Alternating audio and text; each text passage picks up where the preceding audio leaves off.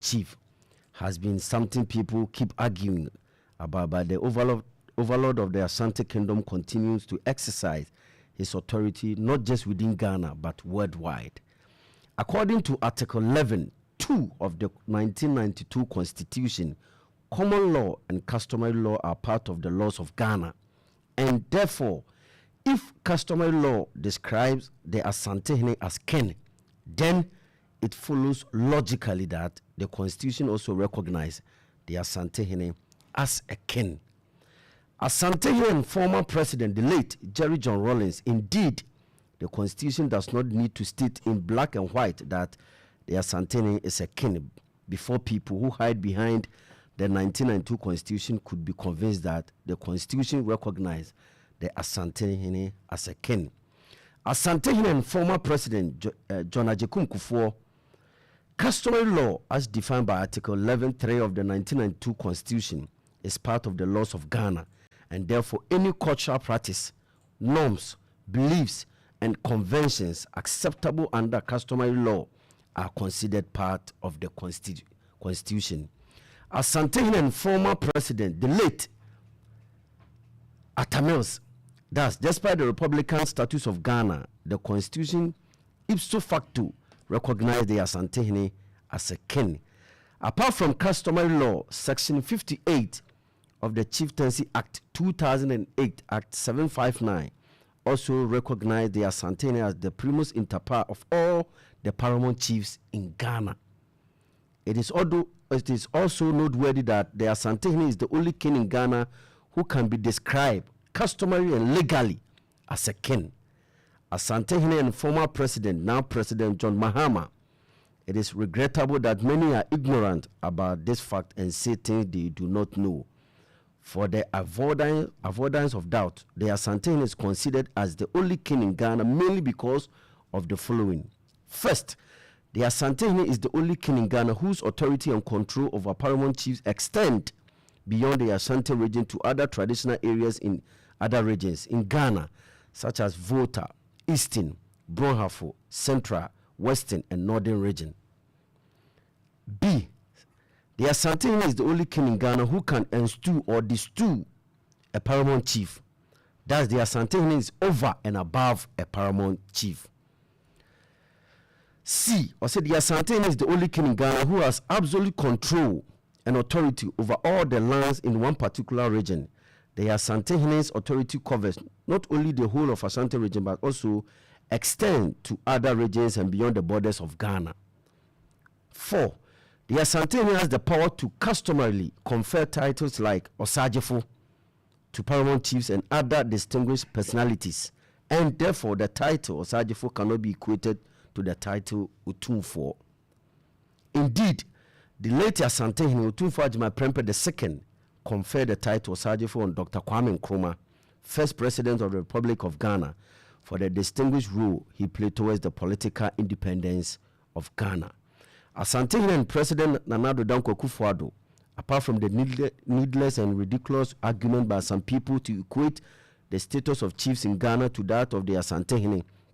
I am extremely disgusted by the political mischief of some people who, in the name of the Constitution, disrespect the authority of the Asantehene, whose empire existed before Ghana and even Gold Coast. Undoubtedly, the Asantehene is the only king in Ghana, and he is recognized by the 1992 Constitution under the customary laws of Ghana. The Asante Kingdom is a home of peace, and the Asantehene should be left alone in peace. Penyina sama ocheye se ohwe yamra no na customary law ene ye na jatum se yewra eye ohene na ochichirim ba na ohwe constitution na mu a eyi de Asantehene eno ene ne ye ba be chichiri yi ni se ye ka manhina Asantehene tumi a ekuta no ono kwa na timi si manhene etu manhene ono kwa so na timi di abodi mi ti se Osajefo enti Nana Prempeh ene do Osajefo ema Dr. Kwame Nkrumah ewo dwumadi a odiye enti se ono wo tumi no kuta ne ema din bi se ya din be ne betimi asene otumfuo din be ne betimi asene sa din no enti sa nsem apanyin twere nyina a wakenka watie bi nyina no die ne che se Asantehene enye ken yemra no constitution no aka ho asem chieftaincy act no so abeka ho asem ana customary law no any common law na ye ka ho asem nyina no e ka 1992 constitution nim aye nyi free mu e ka ho bi nti akyine be ne wo emu biem se constitution agi atum na nipa bi so di ehye party bi achi na ye kan sim ni ye niam bi ase defe sem yakogina we achi oh me party na aba me party abanti a metimi kan sim bi ensem fata wasi mu de mu ntwan me so me party beba saa na ye titimu a enso party ba yi ekọ Asantehene da so te ho o party ba yi u da so abena enso Asantehene da so te ho oba yi mampanya dodo se na abefa ne nsem nenso Asantehene da so te ho enti dia bio ne betimi asesa abodi no dia bi ne betimi asesa ne tumi ekuta no a constitution ankasa gi tum enya ma ye kura na ampa na ewo tumi no wo hodada na constitution ya sa tenas ya twere ene yesi ne tumi ne dia different ma enye yie ono nko ne timi ye sa ne ma no enti akyine be ne wo mu biem akyine ben ene wo mu biem kwame ma me fiti ase enfiri wo sama ko biem ebeda ase enefofie na enefofie no ubeka sada na asema yedi kanka yesa kabim. We are repeating it for you people to learn. Some people have decided that they won't learn. They'll just throw tantrums and others. But today, no, yebemu asesua. Ghana's constitution, sources. Ghana constitution, no. Now for that, international law, received law, judicial precedents, and customary laws. Customary laws no NFA na nanom tetem na na edibu o man no no susu wom yewo equity, that's the fairness obi are equal before the law yewo common law ene de ekeka ho answer and like legislature instrument ne de ekeka ni na ekeka bom ne me na yenka Ghana mu independence ni nyanda by 1957 right. Asantehene ya Asante no yo ne man ansa na other no be ekeka ho. And moreover, yeah, understand there. They say Chieftaincy Act ne by no. He stated, because the Constitution is stated, we say the Asantehene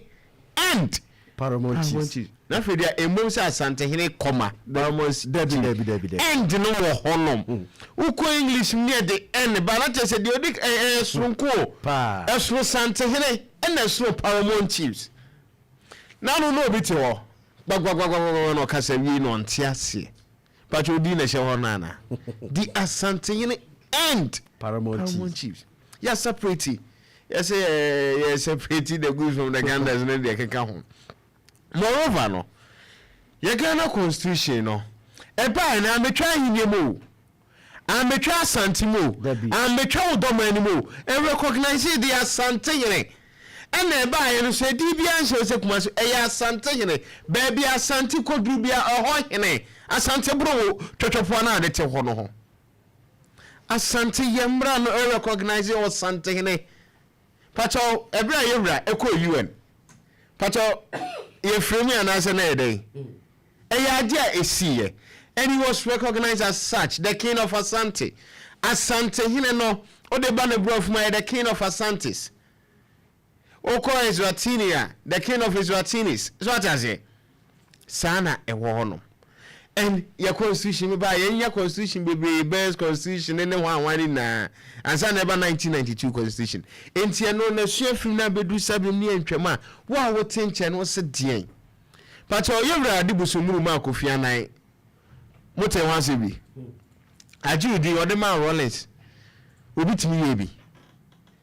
Rollins ko re create ba so di me na na ebubu yes Ajudi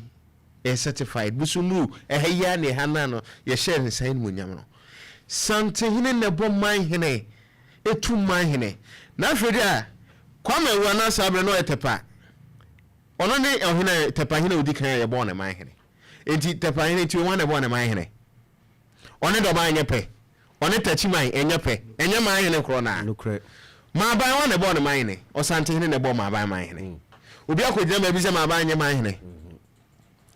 Asante said ye yenhye no tie no no konfo ɛne ɔhene panyin sɛ tu na ɛka bom akonnwa bi akwadane ɛne yɛ sikadwa panyini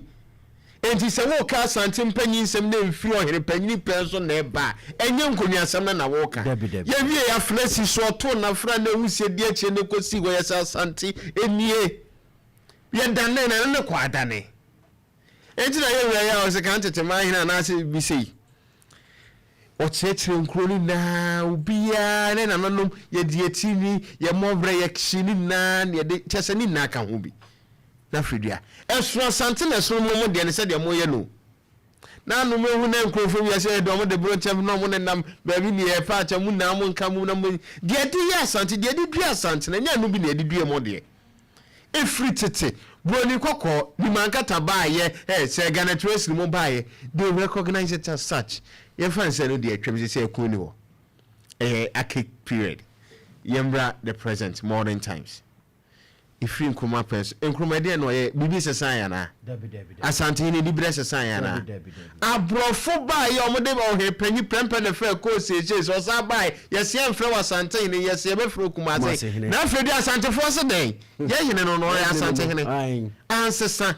1935 sa baayɛ yɛse bibi ansesa yɛ hene no etru aman hene sha kyerɛ no that Italian word or French word or say primus inter pares first among equals ono enono yeyi abenya etiaba o say etu ne besi ne nanso on ne be ye panyini hiri panyini on ne bom man hiri oti purukusoku man hiri etwadwira edi ambiem wo na entesa ye de na yetesa and before Ghana there was an Asante and empo no said the ba Asante say as Kumase betu amakum Kumase betu tafo sanetie Asantehene ono anka say ono na ball man hiri confederacy eba ye ha na ebo man hene aman ne dodo na ya Asante ne boy obu ho no ma che eye munyam hwe drobo ene japakurum ye wure peja japakurum ayen man hene so ayo man hene drobo o se me na menti ase japakurum be hyemu e wura se da bi ne peja japakurum anso eno na yo mo man so ne ne esi ho no tachi man te ho na wo ye man hene ne peja obi so man man ase da bi ye mfa nhyɛ yam adifuru pe ben no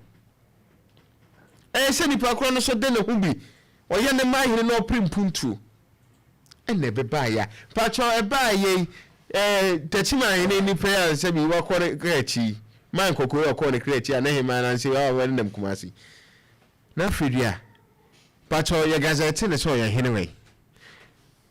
bro resident house of chiefs on Moise regional house of chiefs so okotena mu da okọ hono na akọhọ mu books mu a tua bodom man hene a na tachi free kokọ be ye man ni din ne wom se tua bodom man hene edide ewura ye hwan na se onte ase de ewura hyehye no hwan na se wonte ase obi ani wo hwan ya ade eda ho o se wo ye high court judge ebra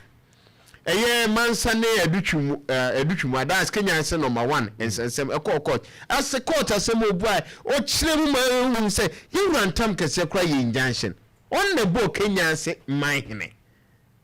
enti di ono ne ka na ye adwuma obi ani ho edi abiem you ran anka say sisu dia say asem obeka no enam say ranimra onim no kra no tete abakosem no eno aso na de court na ebeka yeboa ye waka no no ano waka ye ho hwe enti se bioku se bie so se wo de ne yamfa se ndue wo de na enkoya wo ya se Ghana ha na king bie na Ghana na republic ne ba da bai 1960 munya independence 1957 na chire ansa na 1960 no mu be republic and a republican na yidi ende munya sade no munsua de no de me ya ne say literate people behaving as uneducated persons no and ye me yawom uvidisia ekokọ akaisi mu a ubehu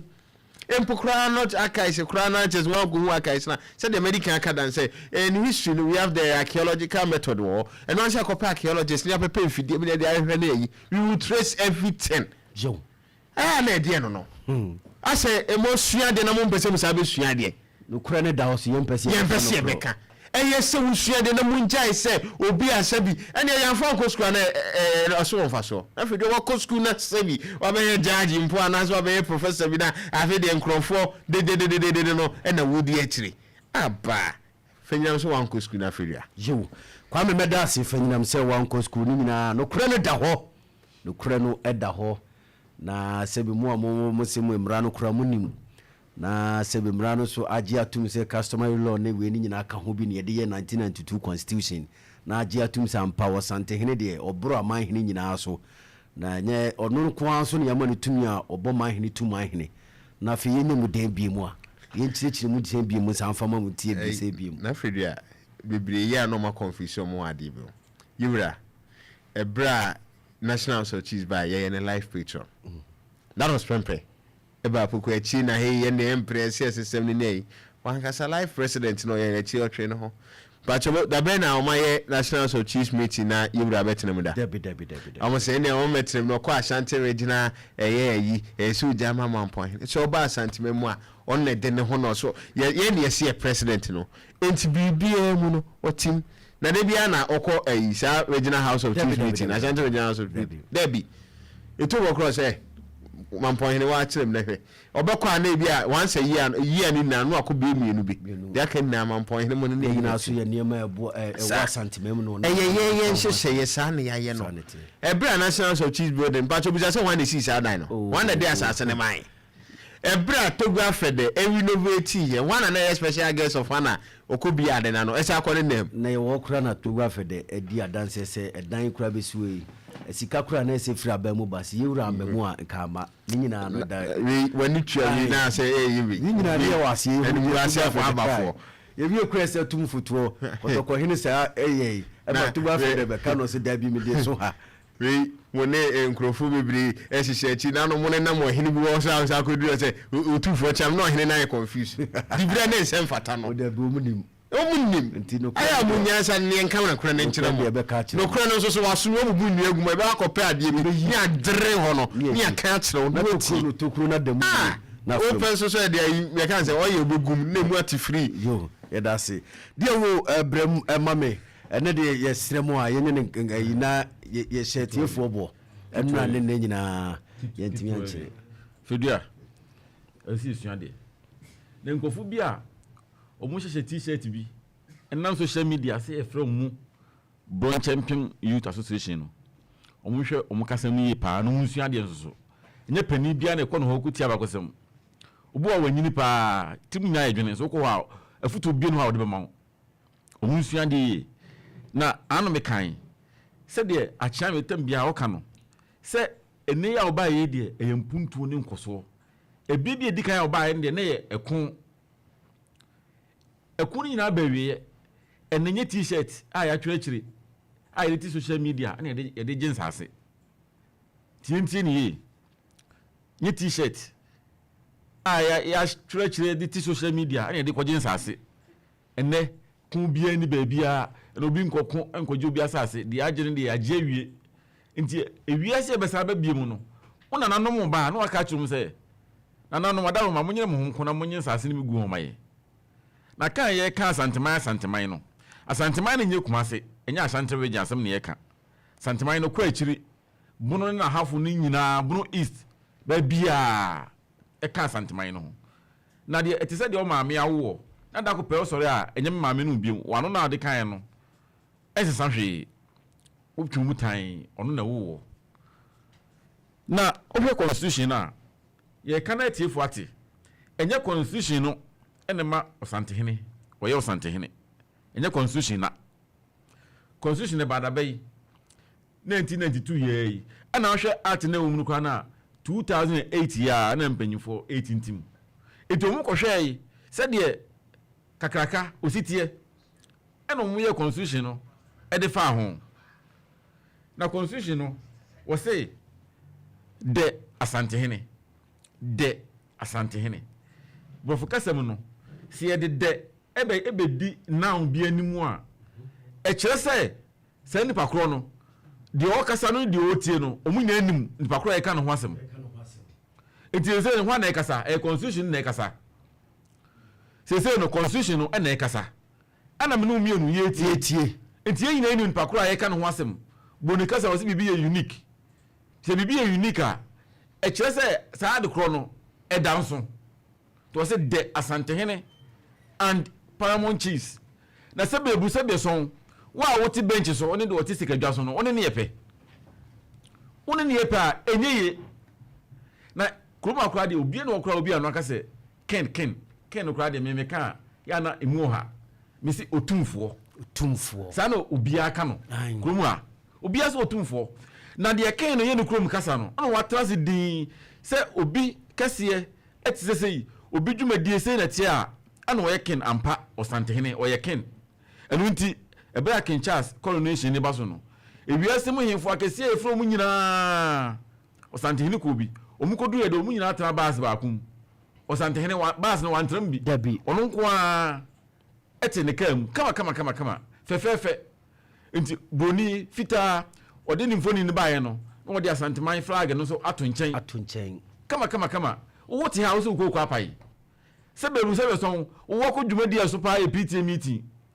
no Asantehene ko dwumadi akase a wote ha so wo nti ase UN onam ha ofa ha na sase wo sei na wori enipa ni bi ko na now so akotie ne nchen akogye futu afini dabi omum ko social media no se ma hwe ya wadwume se wusu ade na so no wusu ahwe eno de wadwume se wusu ade so no wusu ahwe de wo memo to so na wadama de hono a wo kire mu no hono pese o se ti hono mu bi hono ne hiam na we ni de ne yamfanto hono ne hiam ne yehu se constitution ka de Asantehene no mo mu tie bia mo nim ayinu hu se de na wo kire no hono kakra bi ehiam bi mu de make am say eye bofo kasem no se wo de ebedi now bi animu a kire se saa now na ye ka no ho asem no odanso de o kasa ani de o tie no omu nyina nu nipa kura ye ka no ho asem they say constitution na ye kasa ana me no mienu ne ye tie nti constitution no ene me ne wo no ye nu nipa kura ye ka no ho asem obi ani no nti eye na nka wan fa de na ma ho no ko ye se an Asantehene a ene obi atimi so yo kasa me na me Asantehene no wo de an ne be hye ho no ma nka obi abetimi asore se me ne Asantehene no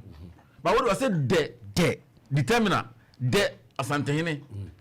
enti constitution a wo kasa asem no ene me ne wa ye tie no ye nu nipa kura ye ka no asem a achinyi bie nu ho enim obi antimi kwaji ho achinyi dabi wo ya wo hwe a enyeye dabi constitution ba da bai constitution o ma ye kura no Asantehene de ono no ken ye no krum kasa no kwa anim se edi pasmasi se de ne kase sitie se de o si di ne dwuma di ampa o ye ken o wote ba bi a wo si afari onti ase jo sebni ni na yepe de wo fasi wo mame hono ne hiame se wakire ma tiefu hu de hono hiame papa